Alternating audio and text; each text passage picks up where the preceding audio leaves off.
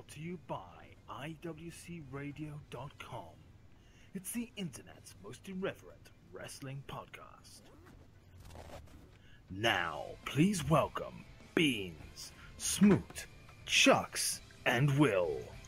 This is the IWC.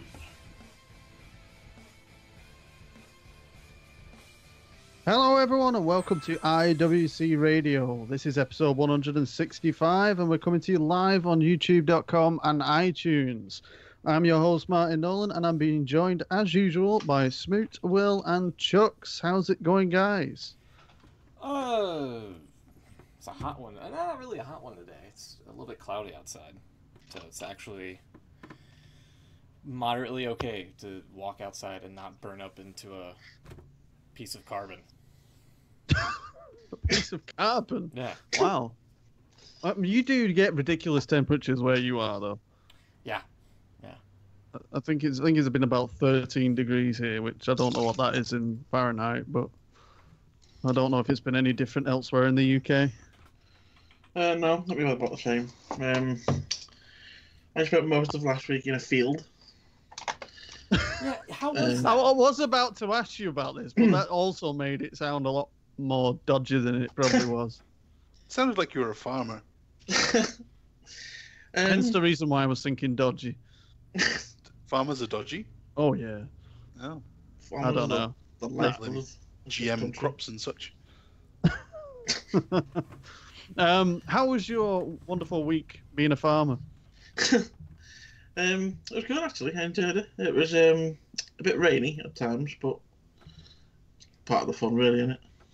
Did you manage to get your tent up before it rained? I did.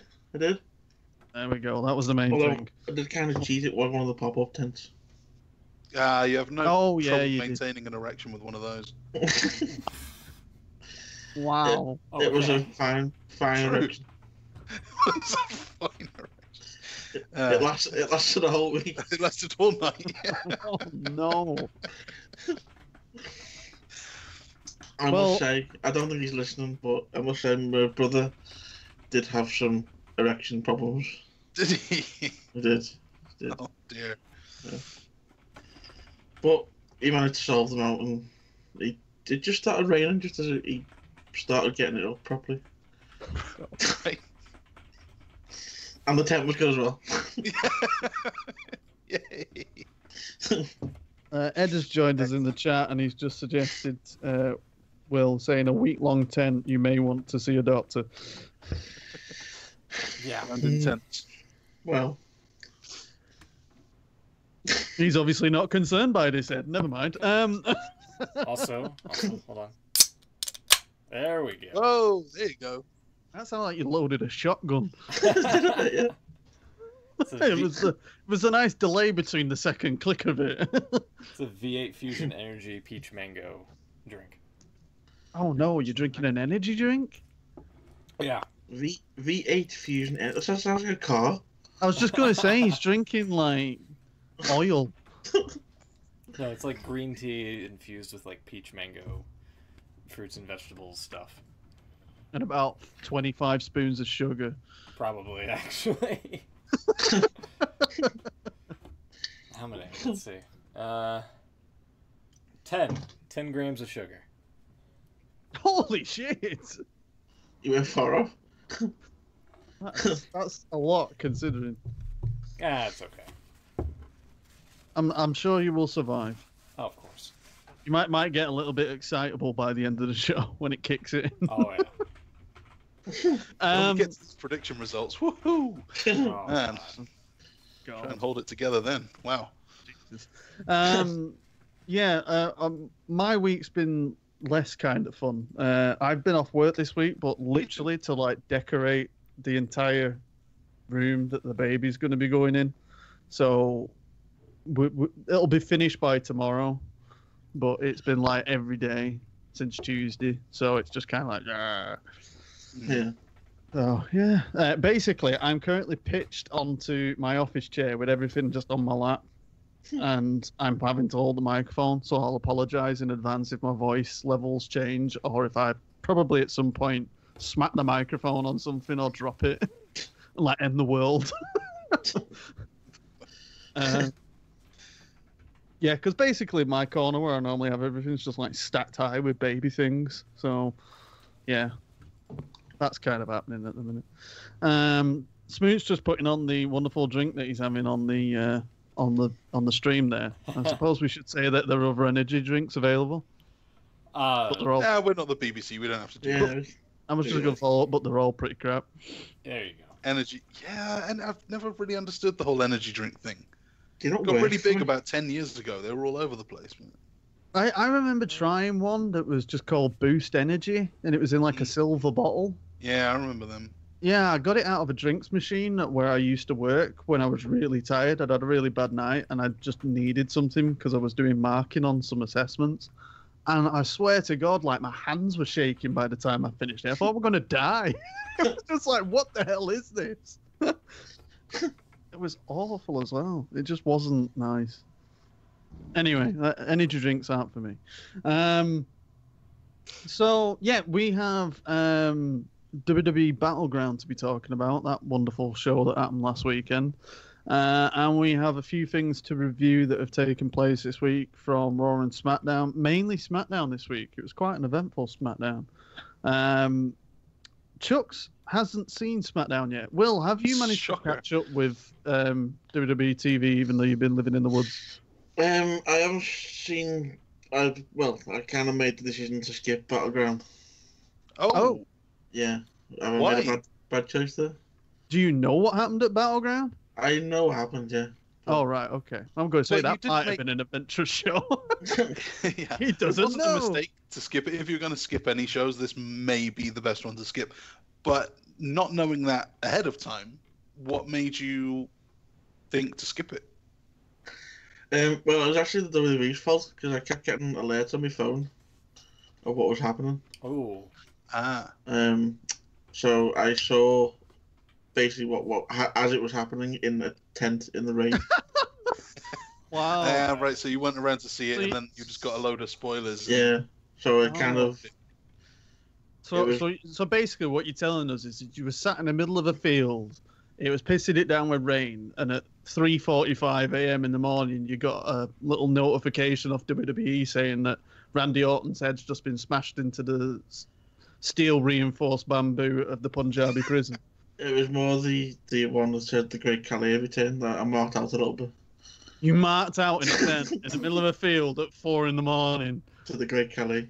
because Wow. a 7-foot man that has hands the size of his head and kneecaps the size of his toes. Wow. Painting a strange mental picture of the great. Well, let's be honest, it already is a strange picture. Does he have really big toes or really small knees? He has really small toes and knees. He does actually have quite skinny legs for a guy that size. It's true. There's definitely a portion mix-up somewhere going on there. Not as I bad never as Big forget- Daddy V though. Wow, that Yeah. guy had some toothpick legs. Did he? Yeah.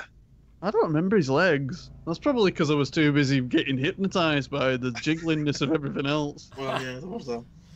That sounds highly offensive. I do apologise, but it was quite worrying that the attire they gave him when he was Big Daddy V. It was kind of like, oh wow, like couldn't he have thought of more material?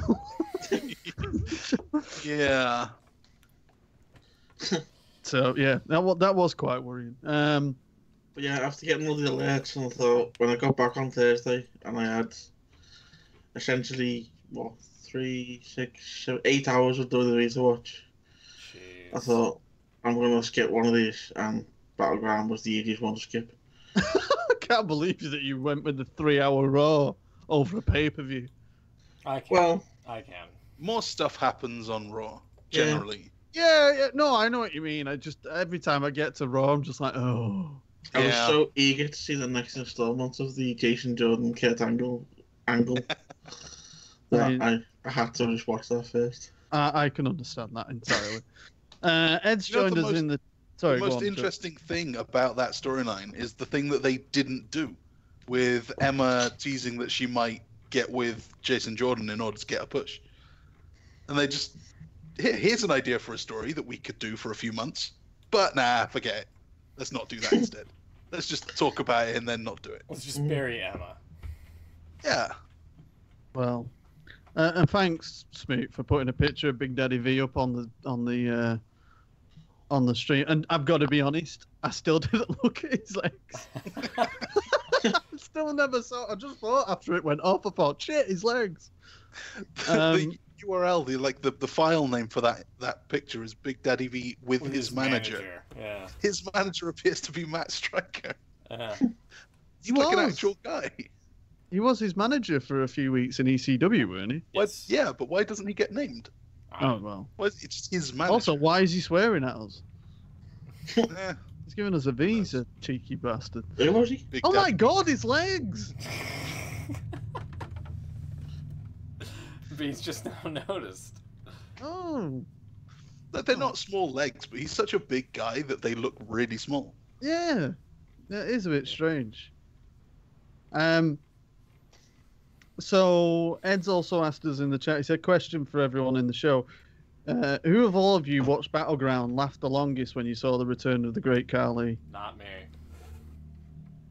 Well, No, I it was a little spoiled for me as well.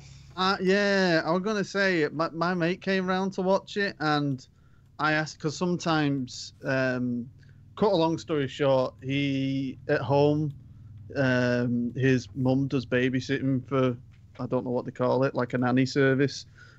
So he's always around when there's loads of kids around, and they're all like obviously wrestling fans, so they talk about what happened, and God knows how they found out what happened at 4 a.m. the following morning. But so yeah, so half the time he comes round, he's like, I know what happens. So I said to him when he came round for Battleground on the Monday, I said, like, do you know anything? And he's like, oh, I just saw one thing, but it was on my phone. He went on Facebook and he said, I saw the Great Khali's forehead. So I was like, okay. I was like, I think you might have just ruined that, but never mind. So yeah, when he came out, it was just kind of like, no.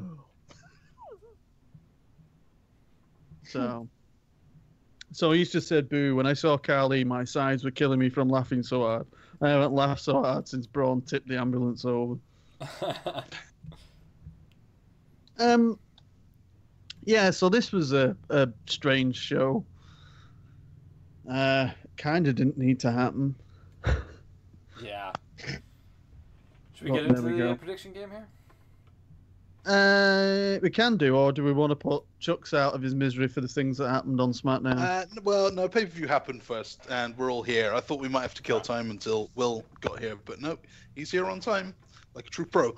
So we can get on with it. Let's do it all in order, chronologically. Speaking of which, let's start with the kickoff, where we all drop points because Aiden English is better than we think he is. He beat Ty Dillinger and then proclaimed him a perfect 0, which would be an imperfect 0, I think, right? Sure. Perfect, yeah. perfect. Whereas an imperfect would be like a 9. Yeah. Anything What- less than what- a 10.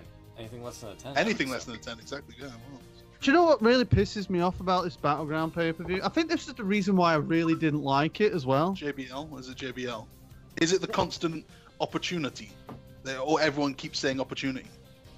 Is it the phrase head on a swivel? Because they use that a lot too. Is it the fact that JBL called Aiden English Adrian English? Oh no! Oh, I didn't hear that.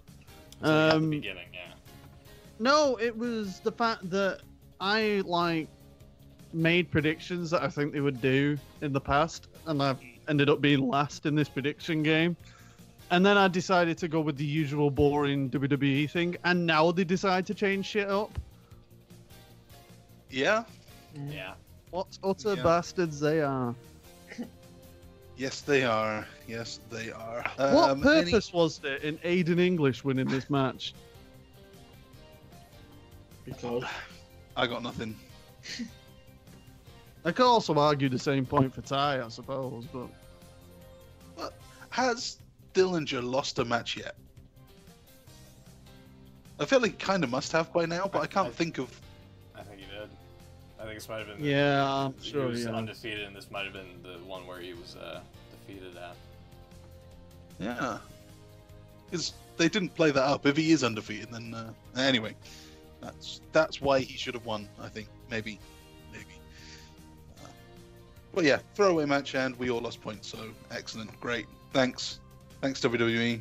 Appreciate it. The main show opened up with the New Day defeating the Usos to become the first ever Raw and SmackDown Tag Champions. God's sake. So we had a feeling that this was going to get pulled out, dragged out until SummerSlam. But I'm not quite sure that doing the New Day winning this one to make it happen on the SummerSlam card was a good idea. Probably better than another one of those dodgy finishes from last month, though. Oh, maybe they looked at what else they were going to do on this card with dodgy finishes and decided that maybe this one shouldn't have they it. got good clean on this one. Yeah, again, we all lost points. We all thought the Usos would retain one way or another. But no, they're screwing us. Any thoughts on the match itself? I thought it was fairly good. Yeah, I was going to say, because Xavier's been given a run here, isn't he? Because he actually took part in the match rather than Big E. Yeah. Which is quite good, because usually he's just on the outside with the trumpet most of the time, isn't he? But it's not. It's a trombone, isn't it? I just realised as soon as I said that, I thought Chucks is sat there going, "Oh, so wrong." I was biting my tongue a little bit. But yeah, it was a good match. It was. I mean, again, you just kind of think that this doesn't really matter because the main match that you probably want to see between them is going to be at SummerSlam. So you think this is probably just going to be one of those holding pattern matches. And obviously, a big thing happened with New Day winning the titles, but it just didn't. I don't know. Just didn't really do much more than a good match. Didn't feel any more special than just being decent. Yeah. Ed's just said as well, only issue with the tag title match was Xavier having to kick out of the elbow turn super kick spot. If anything, Kofi had to break up the pinfall. Yeah, because he did, didn't he? He jumped from the turnbuckle and got a super kick. It was quite a vicious blow, the super kick, when he jumped from the ropes into it. I did actually think that was going to be the end of it, but yeah, it was a bit. I suppose Xavier kicking out of it was quite negative, because yet again it just feels like super kick becomes just one of those. It's the same effectiveness as a clothesline in a match these days. It's, right. But there we go. But yeah, I don't know if anyone else has got anything on this.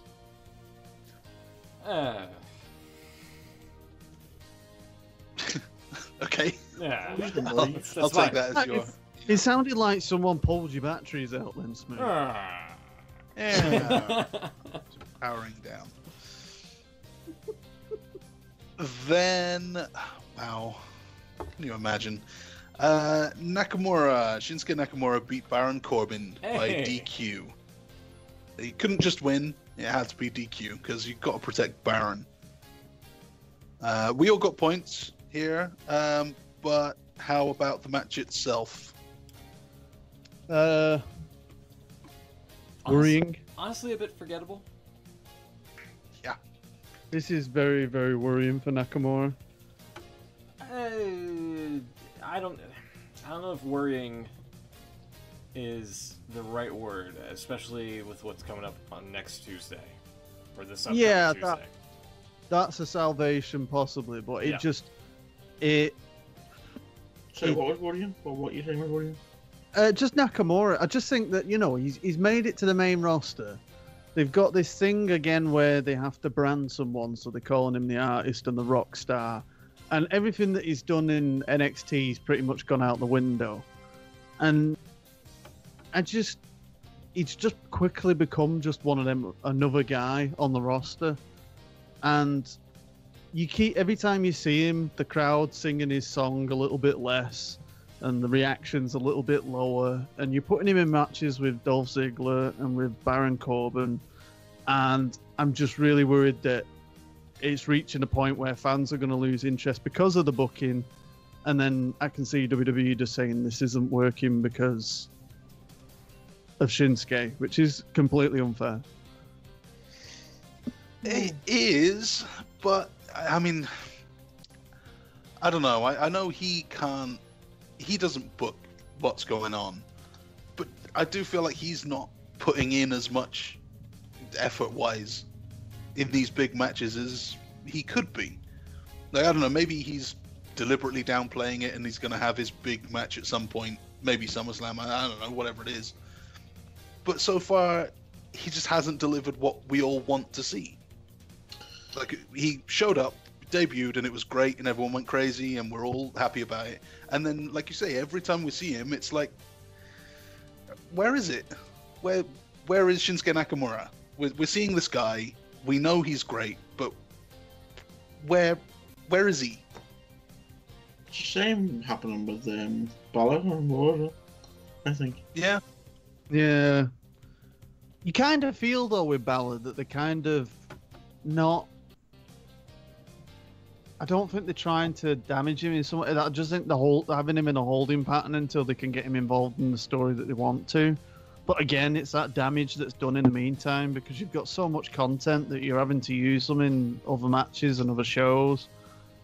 And, you know, you think like Nakamura, I mean, Balor's a little bit different because he's got the two personas, hasn't he? So you've got the regular Finn Balor that you see week in, week out and does promos. But then you've got the demon aspect, which you think they make the demon of Finn Balor the special appearance, the big match. You know, he comes out for the big matches. So because you don't see him week in, week out, it's good because you get the feeling that when he becomes a demon, it's something to watch and it will draw you in because you're not seeing it week in, week out. Whereas Nakamura is the one character, and that wonderful entrance and theme music and reaction is now there's obviously going to be a point where it waters down, you know, he's not going to sustain that kind of reaction throughout his career, obviously. But you do feel he's a bit of or when he first came in, he was a very special attraction. And I'm just worried. But obviously, like Smoot mentioned, there is something coming up next week, and that's a major. Well, I think that's a make or break. I think you're going to definitely see what WWE wants to do with Nakamura after that match.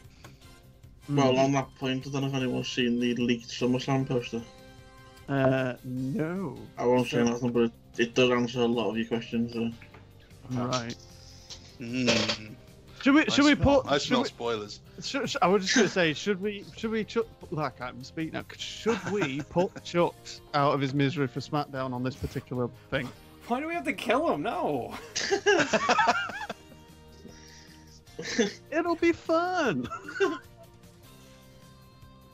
Ed says don't put the poster up, so let's hold off. Well, I'm not on about that. I just mean literally what happened on SmackDown. Yeah, I mean this is only a leak poster, so obviously it could be wrong. But what you're talking about is actually happening. So. Okay. Basically, let's just say this. Theories from what you're all talking about. Basically, what happened on SmackDown is Jinder Mahal came out and demanded that he wanted an opponent for SummerSlam that was worthy of him. Right. And you can guess who came out to respond to that. Randy Orton. No. Good guess.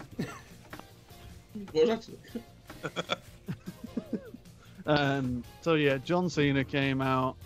And then he was so hypocritical in the fact that he said he respected him because he wants the title that much that he'll do anything it requires to retain it. I'm thinking, hang on, John.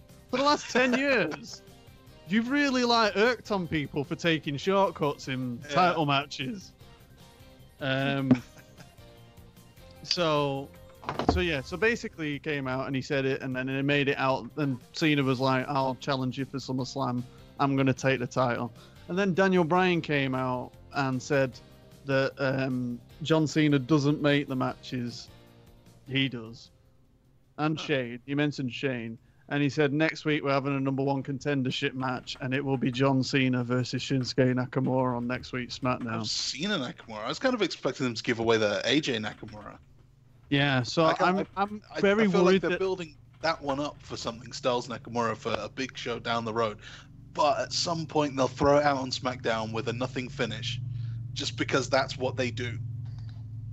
Felt like this could be I the was one. really surprised that they did this for next week's SmackDown. Yeah, I think this is going to be the same way. Someone's going to interfere. There's going to be some distraction or some no contest. Yeah. It does. You kind of hope that as well in a weird way, just because, Yeah. obviously, you're thinking that's a match that really, how many fucking pay-per-views has this company got in a year? Yeah. And you're not telling me that you can't build up one of them to have this as a main event. You know what I mean? It's like, and you put it on a weekly show. Yeah. Yeah, well, you would think they would start using Cena now more like Lesnar. He's got however many pay-per-views a year, and you have to kind of make them a little more special. But no, Rusev flag match. Who knows what he's doing at SummerSlam? Yeah. Anyway, so yeah, that's where Shinsuke's heading. Okay. And the winner of that gets Jinder. Yeah. They could just do the same thing as on Raw, could they? Make it a three-way.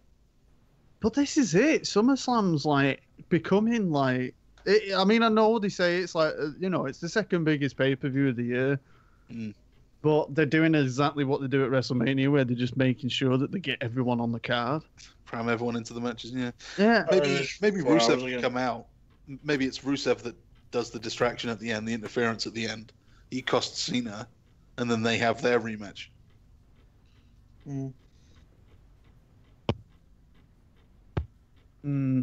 Yeah. Anyway, on with the wonders that was Battleground, They're doing 4 hours SummerSlam again. 4 which hours. means it'll be 8. Yeah. 2 hour pre-show as well, I'm guessing. Yeah, well, the Suna Nakamura has one of his great matches, the Bear. I think SummerSlam really, he needs to do something. He needs to do more. Although with Jinder Mahal, that could be easier said than done. So, then we've got the women. Natalia, surprise winner, beating Charlotte last in this 5-way elimination. Becky, Lana, Tamina also involved. We all lost points again, so we're all 1 for 4.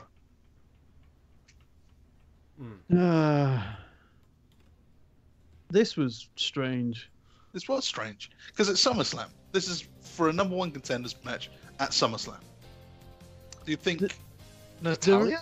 Really? Yeah, there is a thing that I heard on another show, which was that Battleground was the 39th pay-per-view that Natalia has been involved in a match. Yeah, they mentioned that at the start of the match, I think.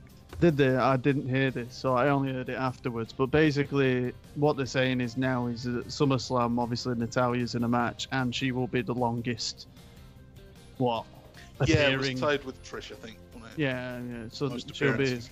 make the Big most. 4-0. So whether they tie that into the story, I don't know. But Yeah. Well, it's cool. I like it was the sound of it was quite a strange finish as well, because it was that turnbuckle spot again, weren't it? Where Yeah.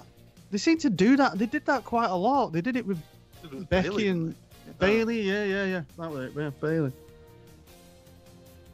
Yeah. So. Yeah, I don't know. Strange choice. Any other thoughts here? I can't think of yeah, any. Hey, at least it wasn't Charlotte, like you guys predicted it was going to be. At least it wasn't Tamina like you predicted it was going to be. Do you know what? I kind of wish it was Tamina. Really? Why? This sounds really harsh, but I just do not take any interest in Natalia.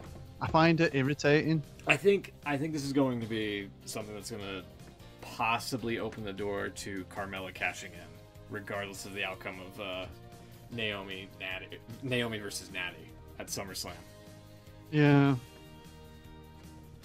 You can see something like Naomi having a long match with Natalia at SummerSlam, just getting through it, and then the cash-in takes the belt off her. Yeah. But yeah, the match itself, it was a strange one because obviously it was an elimination match as well, so it obviously meant that everyone had to take a fall to get removed from the match, which is always difficult because if you're trying to make everyone else look strong, it's harder to do in that kind of match. I honestly forgot it was an elimination match. To be honest. But yeah, it just kind of happened, and it was just a strange finish because when like it did the turnbuckle thing again, and when she pinned, she was just like, "Oh wow, she's won! Oh wow, she's going to SummerSlam." But anyway. Okay. Oh, sorry. So, Just before you move on, Edge just said as well, can someone explain to those booking an elimination match that they do not need to stop pins or submissions in an elimination match? oh man, yeah, that's bad. Should bring Chucks along just before they go out to the ring to go through that WWE rulebook. Yeah. Where are we going from here? We are going to Hell. We're going straight to hell. We're going straight to the US title match where Kevin Owens beat AJ. They did the switch on the house show, switched right back. So Smoot knows something that we don't because only he got the point for this one. Yeah, let me tell you how I there's another thing to SmackDown that happened. So I wouldn't say I know too much about this, but at the time, I mean, it made sense. You know, I kind of went with Beans on the whole, like, you know, the face of America and all that. So it made sense at the time to have Owens win it back. Yeah, this was strange. And it was such a weird finish as well. Because he was... I'm trying to remember it as such, but he did the pin, and it was like one of them things where you thought, are both shoulders supposed to be down in this, or... it just didn't... I didn't notice the shoulders. It just didn't look right, because obviously AJ's shoulders were down, but I thought the way that they kind of did the pinning combination, I thought, is Owens' shoulders supposed to be down as well, and it creates a bit of controversy, and, you know, that leads to other things, but this... I just don't know. I mean, Edge just said as well, he said it was a nice ref bump, but the heel Kevin Owens didn't do anything whilst the ref was knocked out, so it didn't really play into anything. It was just, I don't know, something just felt a bit strange about it. It was one of them where you kept thinking, like, the way the match ended and the way that Kevin Owens was walking out, it was kind of like you're kind of expecting Shane or Daniel Bryan to come out and say something isn't right and this is restarting, or there's another camera angle or another referee comes out and says, oh, his shoulders were down as well. You know, I don't know, it didn't have a right flow to it. It was a very strange finish to me. I also found it weird that this is the second time they've done the loss and then quick, you know, regain, whatever that word is. They did the same with Jericho, where he had it for 2 days or so, and then won it back straight away on SmackDown. And then they've done the same one here, where AJ had it for a week and a half, is it 10 days, something like that? Seems like this is what they're doing with Owens. You can lose it and then just win it straight back. The other thing is, this match was nowhere near as good as I was hoping it would be. This is the second time that Owens and Styles have now had a really disappointing pay-per-view match. It is strange because it's two guys that you would expect to, you know, be a show stealer, and yeah, it just kind of happened, but you never felt invested in it. I didn't really. There was no point in the match, you know. Like, you know, you get to a really good match and you start working your way to the edge of the chair, kind of thing, and you get into the near falls and you're really interested. And this never got there. It just, I don't know. There's the John Cena format to matches, especially with the big stars like he did with Owens and he did with AJ. Just all the moves right from the start, just go all out, go crazy, do probably too much. Surely Owens can do that with someone else, because that's what works for him. He's good at that. And AJ is good at that. And you think with more action and more kind of crazy things, more near falls, more big spots, this could be big. This could be really fun. But instead, we get however long that chinlock was. It's just I wanted more excitement. Do more. Give me more. Well, felt like Randy Orton could have been in there. Oh, Oh, poor Randy. Yeah, I'm sure there will be more to look forward to in the future, Chucks. yeah. Well, yeah. Hope they do more. Next up, Cena beat Rusev. No surprise there. In the flag match, we all get a point because the American never loses a flag match. There was a point here where Rusev had Cena down. There's a few points like that, and didn't break the US flag or like grab the US flag and throw it out into the WWE universe. Surely you could do that, right? You just throw it away, hide it. I swear, this was the most painful fucking thing I've ever seen in my life. Like, I know that the annoying thing is they were hurting each other and there was moments in the match where they were doing moves on outside and, it wasn't like they were just, on autopilot. But the whole thing was just ridiculous. Like you said, you're looking at it, so you think, right, so they've got to put it up on the stand on top of the stairs, and I'm like, oh, for God's sake, that just means Cena's gonna like do this slow walk as if he's going up a ladder, and he's gonna have numerous moments where he's out grabbing the flag or like reaching for the thing, and by fucking miracle, 5 minutes later, he's acting like he's dying in some cheesy film as he's reaching out to grab the flag. It was like, oh, for fuck's sake, this is horrendous. Yeah, like Rusev did exactly that. Like you're saying, like he was climbing a ladder. He had the flag in hand. He could have just reached over and put the thing in there. Yeah. Just stand on the floor and just, it's not that high. But no, he like had to ascend the stairs like, I don't know, some old man with a bum hip can't climb his stairs, just really slowly climbing up. And then Cena's miraculously at the other side to stop him. Yeah, and I mean, like, exactly the point you made before as well. We were all saying it when we were watching it, where, A, when you get hold of the other person's flag, why do you not launch it into the crowd? B, why don't you just get the holder and, like, chuck it somewhere or get rid of it? Yeah, it's like, true. How can they win if it's not there? Why is this not a tactic? Are you stupid? Why are you doing that? It was just like the most aggravating match I think I've ever seen, and that's before I saw the Punjabi Prison. That's why usually whoever just brings down the flag, their respective flag, is the one that wins. Yeah, and if that had happened, Rusev would have won the bloody thing. Exactly. I also have a bit of a gripe in that they had the flag set up on the opposite corners of the ring, and the US flag was on the ramp side. So Cena had 20 feet less to carry his flag. Blatant bias. Racist. Yeah, they should have put them both on the far opposite side. ends. Yeah. Although they might not have liked the Bulgaria flag and the United States flag flying next to one another, being all patriotic and shit.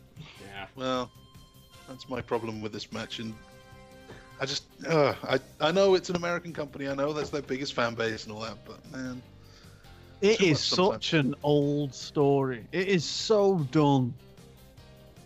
Well, and it's always, if I want to it's see always America the heroic- versus, sorry, go on. It's always the heroic American overthrowing this other guy, and Rusev's not that bad, right? He's just a proud Bulgarian. Like, what's he actually? He said America is a joke. Okay, all right. Is that really enough? Is that enough? But he's run out of things to say. It's like, I've been here, I've done this 2 years ago. That insulting or that offensive. It's not like he's got the iron shake or something. He's not like, I mean, for God's a sake, sympathizer of the countries that we're at war with. Did John Cena say bulge area He did. He did say Bulgaria. That was did. quite Yeah, funny, actually. so fuck you, John Cena. The world says fuck you. Yeah. Yeah, they do make these things US versus the world. And Yeah, as you part wonder of the why world, people not even don't like Bulgaria. you. Yeah, exactly. Yeah. Don't diss the name of another nation just because, you're America. I'm sorry, Smoot. We're getting on a very that's anti-US fight. No, it's fine. I hate Cena too. It's okay. But if I want to watch America versus the world, I'll put fucking Rocky IV on. You know what I mean? I do not need to see this shit with flags. Yeah.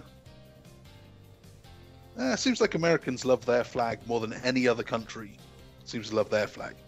I don't... You can blow your nose in our flag if you want, or burn it. Oh, shucks. It's all right. Like I don't really care, to be honest with you. It's okay. Like, sorry, is that? I kind of thought I was, although that was a normal thing. Well, I can see past it and think it's just a piece of material. Yeah, but it is. I also understand the symbolism of it. But The symbolism of what? well, they don't look good when you're wiping a country on your nostrils. A country? You're not wiping a country. You know what I I mean? do kind of flag- like the way the Americans do patriotism. I don't think it's too much. Like it's You fine can with get a being bit proud over the of your, top. of your Yeah. country in that, but like, man, Well, look, I wouldn't mind if this was something that they just did every now and again, but this feud was done 2 years ago. yeah. Yeah. Yeah. We've seen this even exact same thing, and both of them, even in the promo, was kind of like, "Oh, we're doing this again." Yeah, they mentioned it in the bill that this is a 2-year-long rivalry. Oh, fuck off! 2-year-long rivalry. And Put it to why, bed. why are they incapable of having a Rusev feud that isn't about being American and Bulgarian? Like, isn't there anything else about Rusev that you can find to dislike?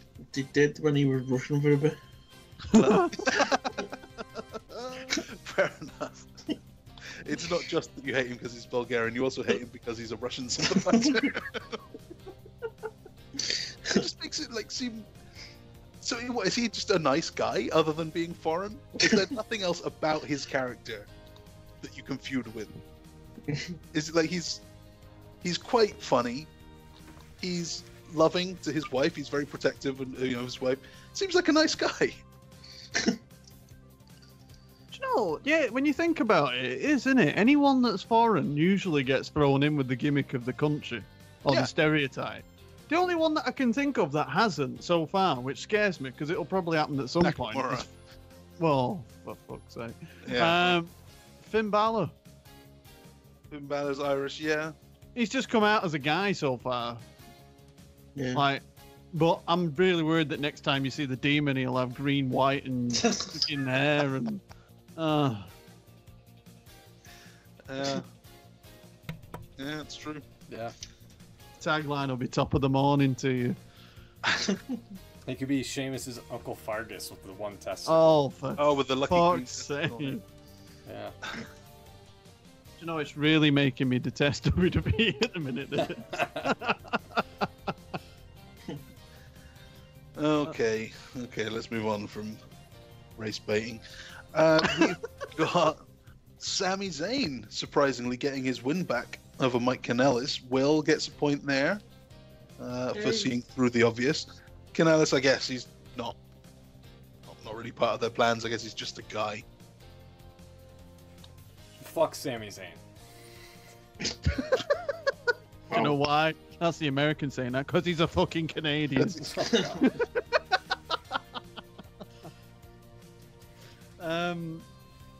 Yeah, this was strange. Obviously, they had the match on the SmackDown the week before, and Kanellis had won that one, so it was a bit. It did feel a bit strange that he was obviously going to go 2-0 in the space of a week, effectively. But I just don't. Basically, I mean, what they did with this one was the following week on SmackDown, the one that Chuck hasn't seen yet, they had a tag match with Mike Kanellis and Aiden English against Sami Zayn and Ty Dillinger. Wow. And Ty Dillinger and Sami Zayn won that as well. So that, I suppose that was Ty Dillinger's revenge over Aiden English. What a bunch of jabronis, man. Like, you kind of expect more from Zayn, but they're really slotting him into that lowest possible level. Yeah. Yeah. All right, so that was 7 minutes of nothing. So now we go on to 27 minutes of. I mean, this was a lot of wasting time. They wasted time in the middle cage. They wasted time in the outer cage. Was this 27 minutes long? Yes. It was apparently near 28 minutes long. Yeah. Good God. Yeah, it felt every minute of that to me. The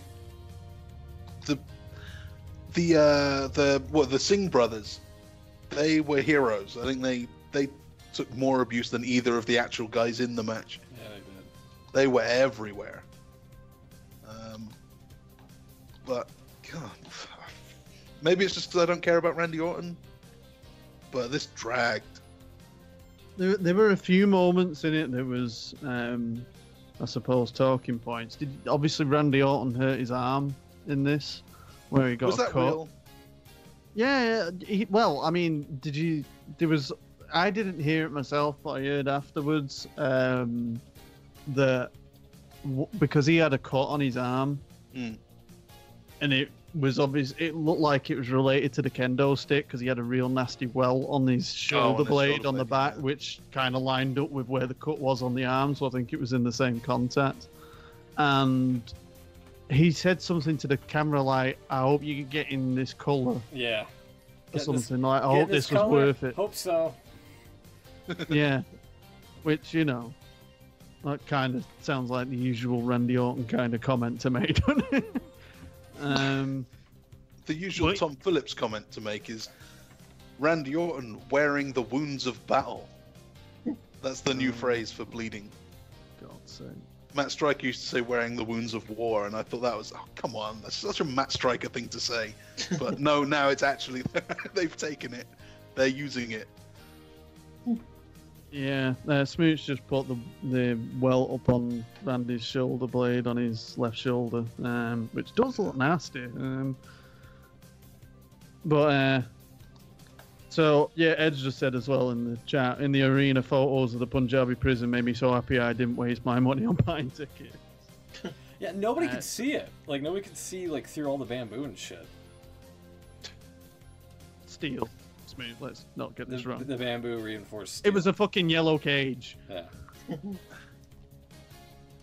Fucking did my head in. I mean, I was pissing me. Do you want to talk about me laughing at this pay-per-view? The most I laughed at was when they zoomed in on one bit of it and they were going like the cage, like one of the bars of the cage was in the foreground of the shot. And you could clearly see where they just made a little notch with brown paint on it just to like make it look like it was a break in the bamboo. I was in stitches because just like, it's a fucking steel cage that's yellow, and where it isn't yellow, they put yellow fucking lights on it. It's like, come on. I was, for the whole, when they were on the outside, that whole, I don't know, whatever it was, 20 minutes, 15 minutes, I was thinking, why don't you just climb 4 or 5 bars up and then just slide through the hole? Yeah. Because they had little bamboo covering the lower bit.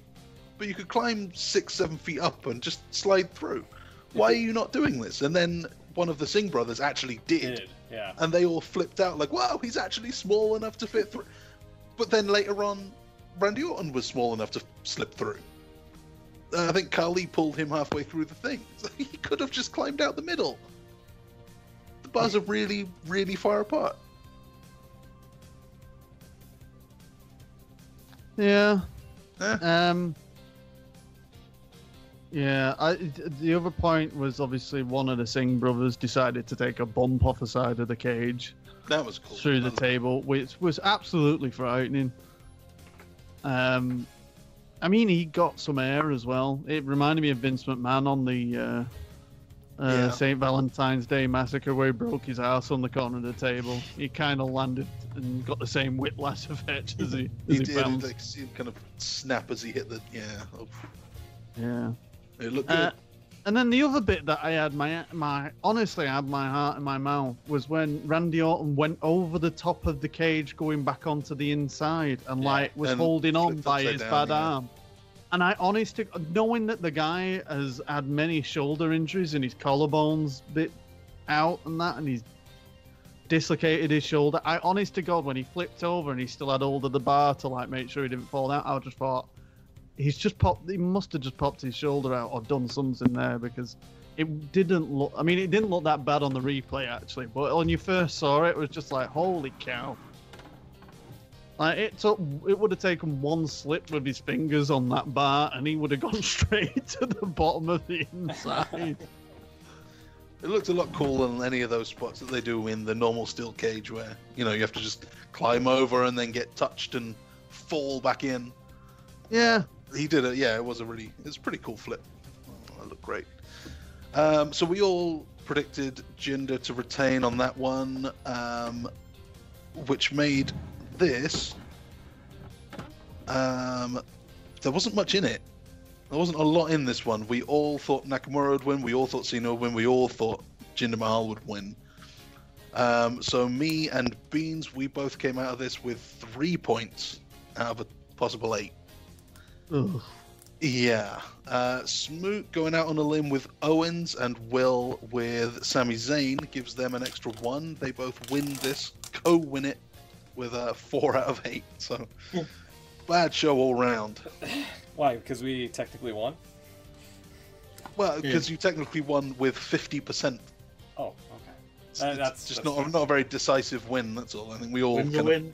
Yeah, a win is a win. I give you all the credit for that, but it's not a very decisive win for any of us.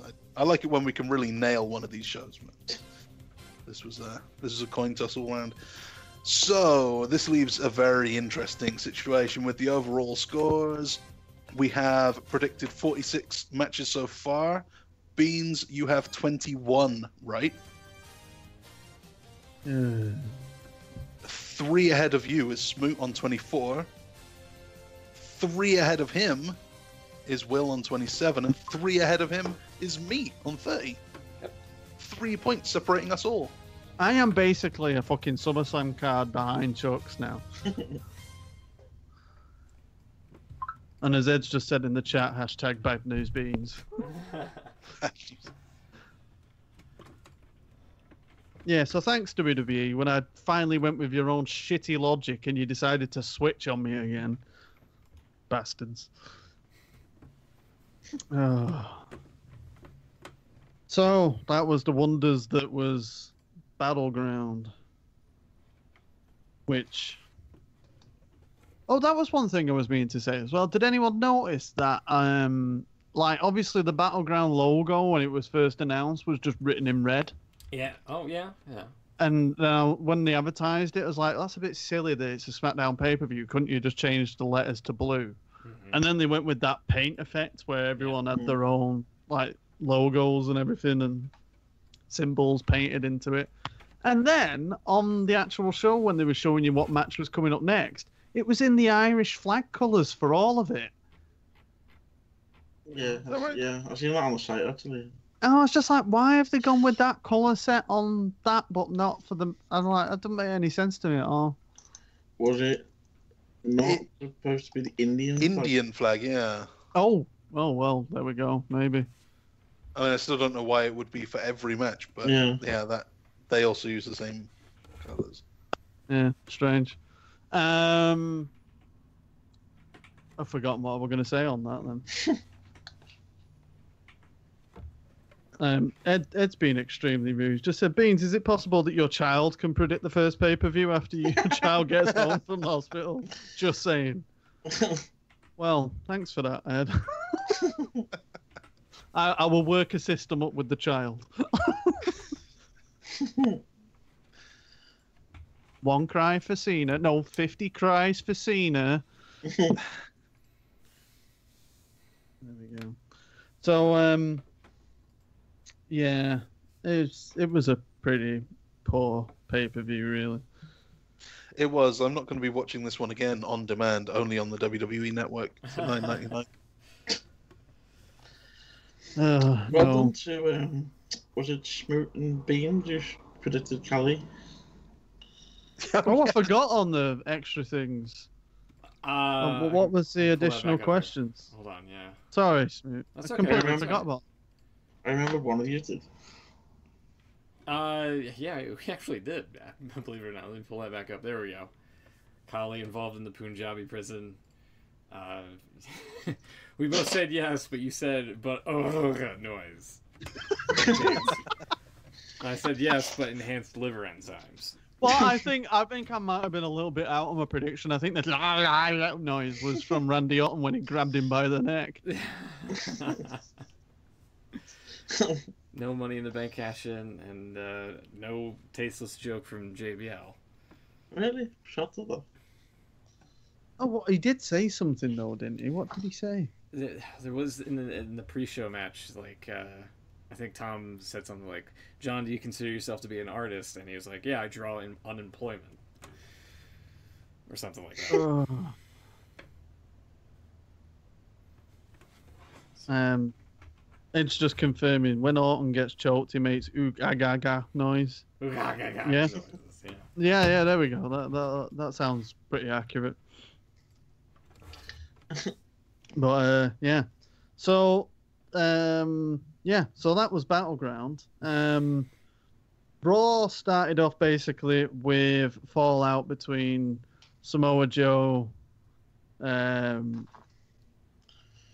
Strowman, I couldn't think of his name, and Roman Reigns, as Kurt Angle came out to announce the number 1 contender for SummerSlam against Brock Lesnar, and it basically turned into a fatal 4-way. Yeah. It was a good segment. I enjoyed it.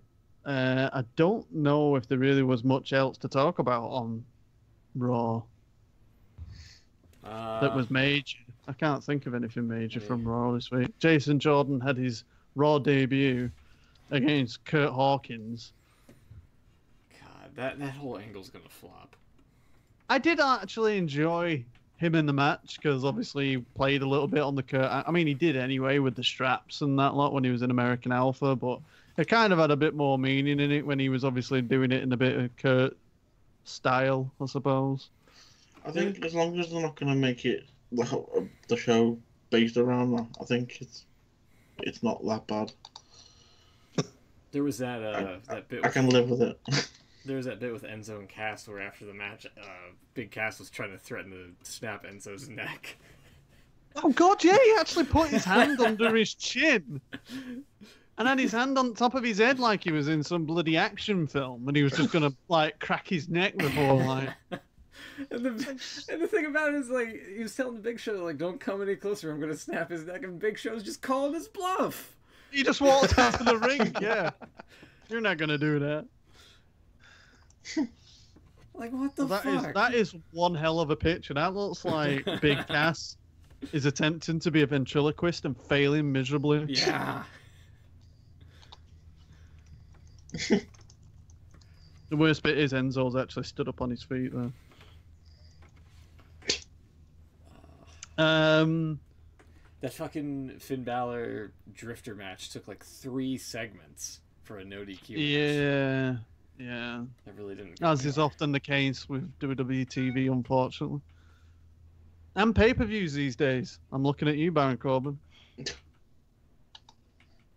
Yeah, there wasn't much. There was that handicap match main event with like the mini Shield reunion with Ambrose still not trusting Rollins.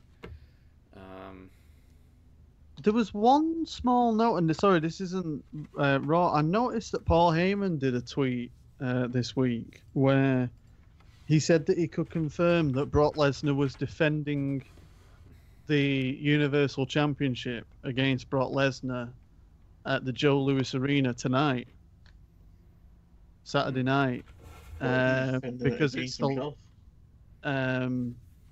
Say what? What? You said he was defending it against Brock Lesnar. Did I? Sorry, I meant Samoa Joe. Sorry. One hell of a match, full of suplexes. But yeah, so because it obviously they was promoting it was the last time at the Joe Louis. The last show at the Joe, yeah.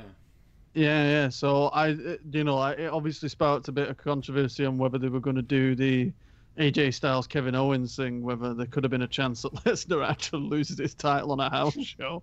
Oh God. Which fucking sounds ridiculous. Yeah. Yeah, Emma with Jason Jordan. Yeah, we talked about that. I think during the yeah, review briefly. game. So yeah, it was quite good that she kind of got involved, and then it seemed a bit more natural on the mic when she threatened to date Jason Jordan. But also, if you was Jason Jordan and you saw that, you'd be kind of thinking, okay, so she doesn't really care about me. Yeah, just being nice. You might be all right with that. I don't know. But yeah. Sorry, Smith. Was she going to say something with Nia Jackson? Yeah, she was facing Nia Jackson, and everybody in the arena went to their phones because there's that one shot where they were plugging Sonic, and you could see like 3 people just dicking around on their phone during her entrance. So. Sorry, Will. You was going to say something then? They've slightly modified Elias Sampson's name. He's no longer Elias Sampson. He's just Elias now. Really? No. Really? Yeah. He's not the Drifter anymore either. No. He's gone from four words to 1. Can someone at WWE really just fucking sit down before you edge out a character? And when you give someone 2 fucking names like everyone else on the planet usually has, think, are we going to end up dropping one of these names? If you don't like one of the names, just give him a different name. Yeah. Ideally before you put him on TV. But if Antonio Cesaro doesn't sound right, call him something else. Yeah. The Swiss Cyborg. Well, I was thinking like Tony. Tony Cesaro. Tony Cesaro. Wow. Big Round the Tone, back, yeah. and he's gonna break your legs.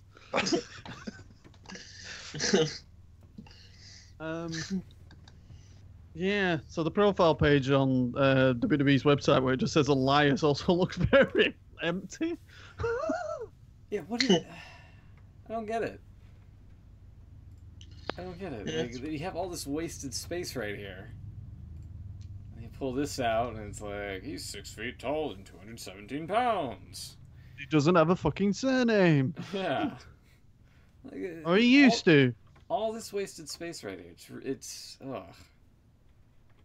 WWE's website's Holy awful. shit. It's awful. That just looks strange where you've got like the cardboard cutout picture of his entire profile pic on the right. But yeah, never mind. So yeah, that was basically Raw in a nutshell. SmackDown started quite strangely this week. This is where we're kind of like, it'd be interesting to see Chuck's reaction considering what he said earlier in the prediction game as well.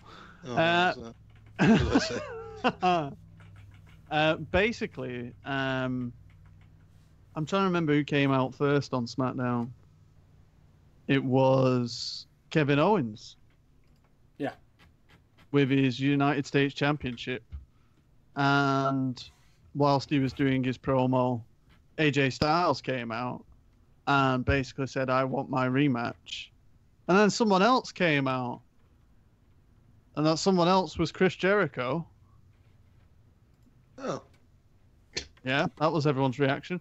And Chris Jericho came out and said that he also deserved a rematch for the United States Championship. And then it was decided that... I can't even remember what happened now, guys. You might have to help me here.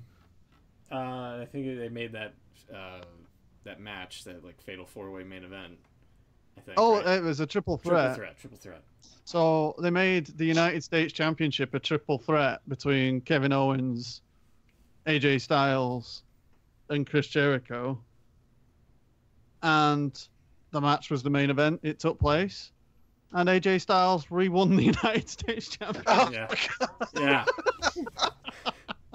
while you was going on about Kevin Owens doing like all the switch and everything, I'm thinking, oh god, he does. Yeah. Oh. Yeah. I don't. All right, fine. Why was Jericho there? And why was he not called a free agent?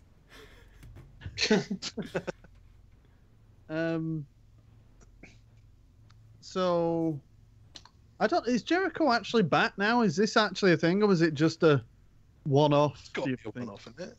I think it's a one-off because you've still got the UK leg of the fuzzy toes to do. I mean, Kevin Owens' face when he lost the championship was a picture. yeah. If Jericho's Titantron is anything to go by, it definitely was a one-off. Why?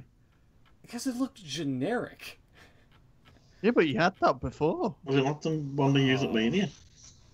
Yeah. it was the same. Pretty sure you used the same one at Mania. Apparently, Ed's Fozzy isn't just back on said in tour until yeah. October. Oh.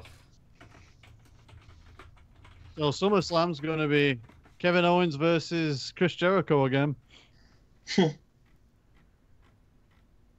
Oh. I don't know. In fact, So I think he was on SmackDown that once, wasn't he? His last appearance.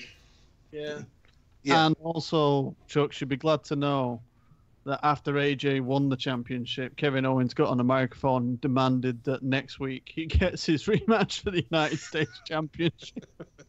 Well, they're not wasting any time. Next week's Let them do it. SmackDown looks better than Battleground by a long shot, as it has AJ Styles Yeah, those are two against big Kevin Owens matches. for the United States Championship and Shinsuke Nakamura and John Cena for the #1 contendership. Could we see that poster, Will, that you were referring to? That leaked poster? Oh yeah. One second. Yeah, if you link it to us, because I don't think Ed wanted to see it on the stream. Yeah. I've Yeah. not seen it, so. Yeah, I'm not seeing it either. We're probably ruining SmackDown for ourselves, but That's okay. It doesn't really ruin anything. It's more interesting. okay. Hold on, I'm trying to find it. So yeah, so SmackDown was quite adventurous this week. I don't know if there was anything else that happened on it apart from Daniel Bryan and Renee Young hosting Smack Talking or whatever they called it, Smacking talk. Smacking Talk On tout. on On tout, Tower, yeah. and they unveiled that Daniel Bryan is actually Chad Gable's father. Only 5 years older. Yeah, Very virile 5-year-old. dear me. So Okay, but that's... have a look at this poster. Okay. Oh, okay. Right.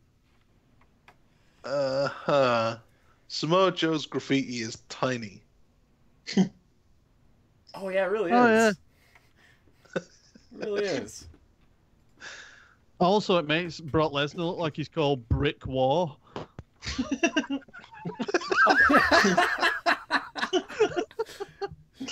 Brick War. And his face has been edited that much that he may look like he's been hit with a brick.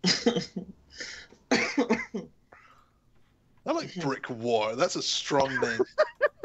Can we get that on WWE.com's Superstar pages? Brick wall.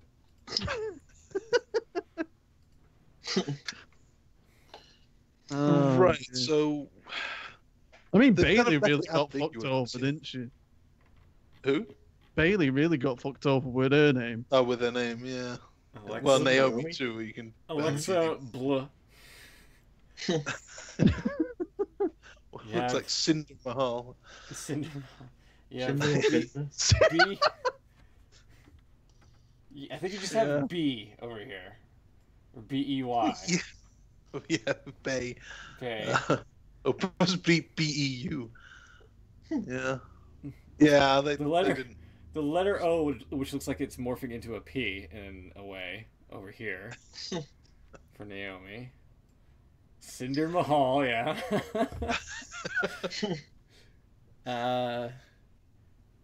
Nata, and then just some weird symbols right over Natalia's shoulders. This is an awful stylized poster. If you can't fit all the names on it.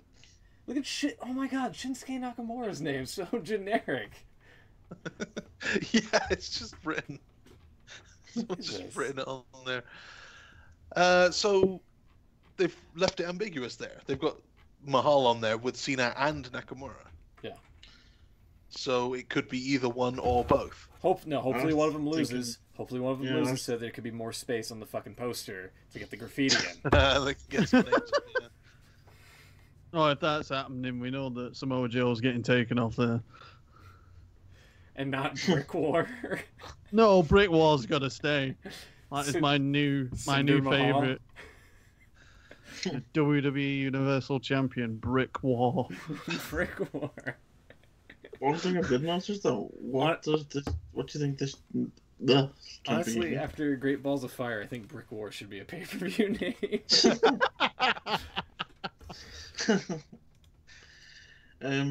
What do you think this means for Orton?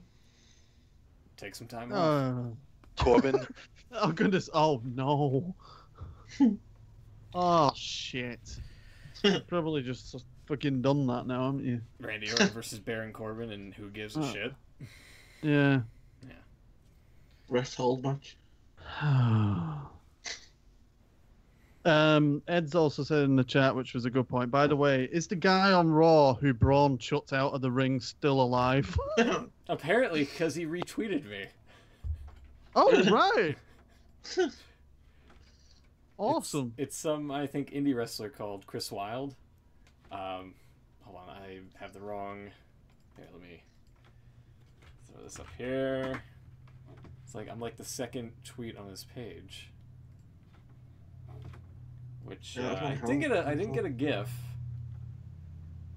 Yeah, well, this is awesome. He is an unbelievable... Braun Strowman is an absolute monster. I've never seen anything that comes even close to him. #ouch. And then, like, right above me, I was like, the best part of that security dude being chucked over the top rope in slow-mo was Kurt Angle's reaction, which I don't have on hand here. But there you go. I need to see that again, because I don't think I watched Kurt Angle's reaction. I will try to see if I can find, like, maybe a GIF of it here. But, yeah. That was cool. Being retweeted by a wrestler of any variety is awesome. Very much so. Yeah.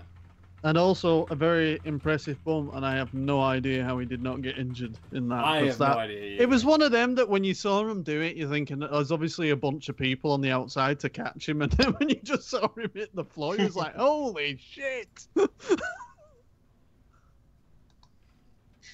Because, I mean, he hit shoulder first as well. It was just like, bloody hell. But yeah, so it was very impressive. So yeah, I don't know what's down the line for Jericho and AJ Styles and Kevin Owens. It probably means they're all going to be in another triple threat. Maybe they'll throw Randy Orton in there, you know. Maybe they'll throw Baron Corbin in, or as Ed's just called him in the chat, Bear Hug. I can't even say it. Bear Hug Baron.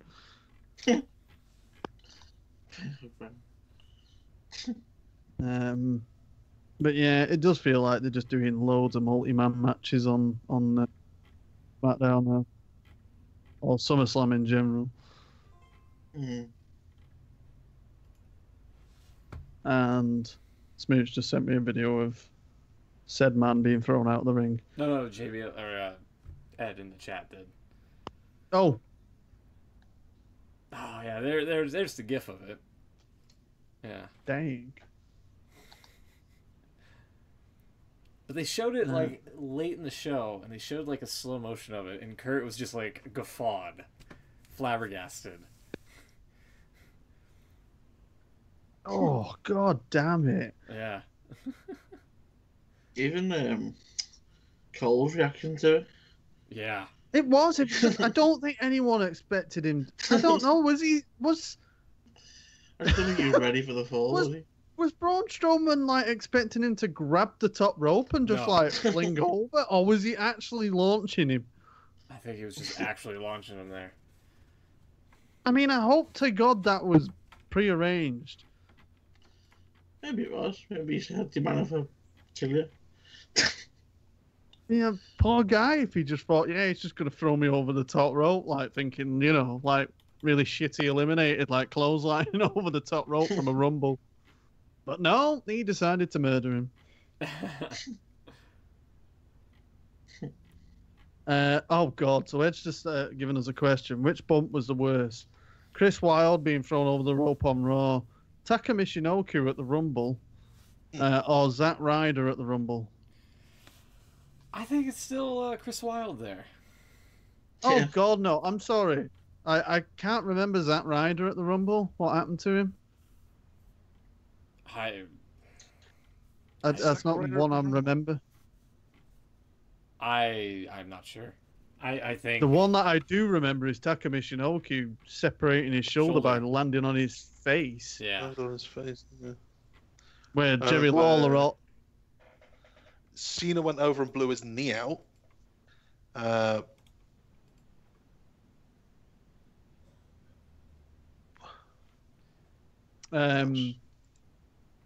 But yeah, I just remember from that pay-per-view, like typical like WWF in the day, like Jerry Lawler constantly saying that let me see that Chinese man getting thrown over the rope again, like landing on his face.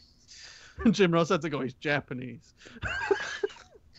And then just laughing at it like a little kid, and you're thinking the poor guy like really hurt himself. I mean, it was disgusting when they showed it in slow mo. They showed it like 4 times in the match. Like they're getting kicks out of it. But hey, wonders of Taka Michinoku back in the day.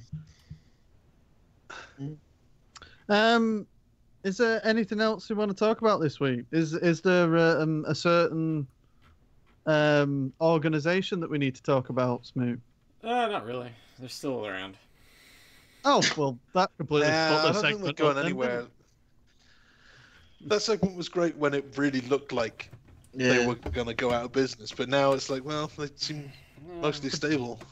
Way to go, guys. So basically the most produced segment that we do, you've just completely flushed it down the toilet. There is one very small news article here. WWE applied for the What a time Wow. for Jinxie's headset to go. I got cut out. Applied for. Damn it. That worked so well. They That was applied- like it knew. They have applied for the trademark Oh no. for Taboo Tuesday. No Oh, I did way. read this. Yeah. No way. Yeah. I mean, it makes sense because they have the WWE Network now and such, and it could be. And SmackDown is on Tuesdays. Oh, that's Yeah, I also think- true. They I could think do. the idea is just going to be like a themed SmackDown. They could do one of those free Yeah. reviews, like TNA does all the time. Exactly. Excuse me. Hmm. Yeah. That's a thing. I'm trying to throw it up on the stream here. Hmm. There we go. There it is. I prefer Cyber Sunday. Yeah, I bet you do. Apparently, it was filed under July 24th, 2017. Yeah, wow. Huh. Makes you wonder. Minor news: Pete Dunne defended his UK title yesterday successfully. All right. Who did he face? Trent Seven, Wolfgang, and BT Gunn in a fatal 4-way match. BT At night Duh. one of ICW Shug's Hoosh Party. So yeah. I'm just having a quick look at the house show tonight in Detroit God, because oh, I God. believe it will just be starting around about now. I think Oh, that's hard to so watch. it's the last. What's that? Sorry. That GIF that Ed just sent, that is hard to watch. Oh, I'm being thrown out. Yeah, that's Oh. pretty. That's pretty harsh. Speaking of Pete Dunne, I think this is quite old, but I've only just come across it. So anyone, just we can throw that up.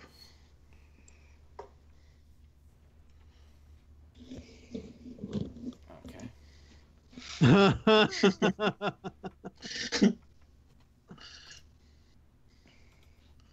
Yeah, that's quite good.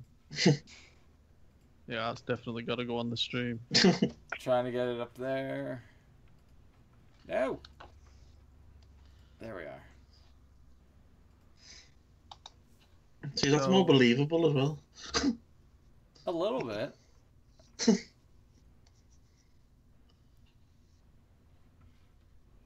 So that definitely could be a thing.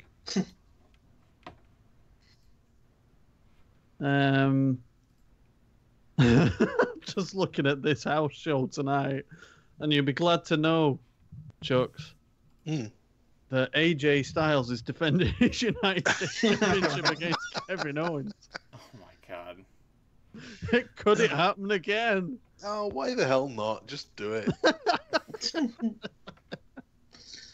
It could be by end of fucking month. They could be 15-time US champions, both of them. Yeah. So I wouldn't actually have much of a problem with that. I don't think you always need to have the long title reigns. If you've got two guys who are on the same level, any night, either one of them could win. Why not trade it back and forth? Here's a weird match. Randy Orton and Shinsuke Nakamura against Jinder Mahal and Dolph Ziggler. Dolph Ziggler, really? I don't know what this is from. If something else we can throw up on the stream before we go. Possibly the oddest thing I've ever seen. That's got to be saying something. Well, wrestling related anyway. That's still got to be saying something. What? Oh god, this looks like a comic book of some kind. It's some sort of comic strip, yeah, of the Shield having a barbecue. This is really old now. Is it old? Yeah, this is from way back. So we got Dean Ambrose doing a barbecue, or it looks like on either a wing of an aeroplane or. Ambrose refers to the other two as roustabouts.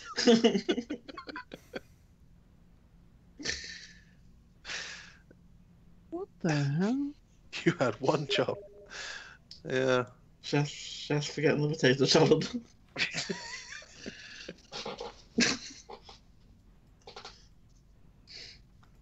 Now, if one of you two roustabouts crack the potato salad. Oh my god. Oh my god. Oh, that's a bombshell I don't think we picked up.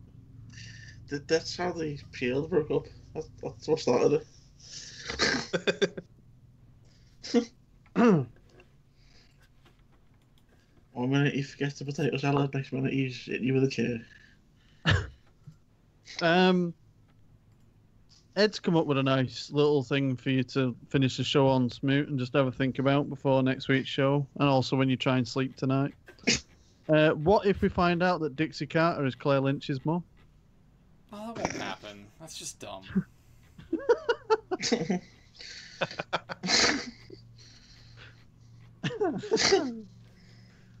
Just remember that when he comes on the show next week and tells you that it's all happened. Yeah. So, yeah, I think that pretty much covers it. I don't think there's anything else to talk about, is there? No, that managed to kill a lot of time, actually. Because we're all about killing time. Yeah. That should be our slogan. IWC Radio, the way to kill time. Yeah, if you've got a spare 90 minutes and you don't know what to do, put it on. If you want to hear people like Smoot getting uncomfortably like aggravated by the possibilities of Dixie Carter working with WWE. Can you believe, Smoot, that she's been on the WWE network? Sadly, yes. I can, but it's not TNA related, which is even more shocking. So Yeah. And Ed just said that this was actually 90 minutes of my life. It was, and I do apologize, Ed. But there we go. It's happened now. I hope you'll come back next week for the next 90 minutes. So, what have we got next week? We'll obviously be reviewing the very eventful SmackDown and talking about how the US titles probably changed hands another 2 times before we come back. Obviously, we got Shinsuke and John Cena. So, that'll be interesting to see how that one plays out. And I'm sure we'll have another step in the Kurt Angle, Jason Jordan saga. I think there's a triple threat next week on Raw as well, isn't there? With Samoa Joe, Roman Reigns, and Braun Strowman. Yeah, it's the SummerSlam main event without Lesnar. Yeah, basically. Yeah. So, logic would dictate that if this was going to happen in any other feud, the person who is missing from the match will interfere. You'd think so, wouldn't you? Yeah. Somehow, this isn't going to happen with Brock Lesnar, is it? I like how there's a thumbnail of 6 superstars who should have been in WWE, and they have like Roman Reigns and New Jack side by side. Hang on a minute. So Roman Reigns didn't make it to WWE? Apparently not. We're still waiting for his arrival. Yeah. It'll happen at WrestleMania when he beats Brock Lesnar for the title. That's crazy. So, on that bombshell, we shall call it a week. So, thank you very much for listening, everyone. You can follow the show on Twitter at the IWC Radio. If you want to send us questions for the show, use the hashtag IWC Radio. Keep checking IWCRadio.com for all the latest shows and news on there.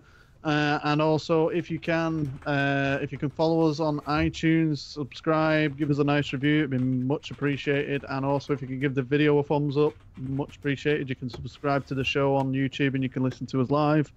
But yeah, thank you very much for listening. We'll be back next week and have a good week. See ya.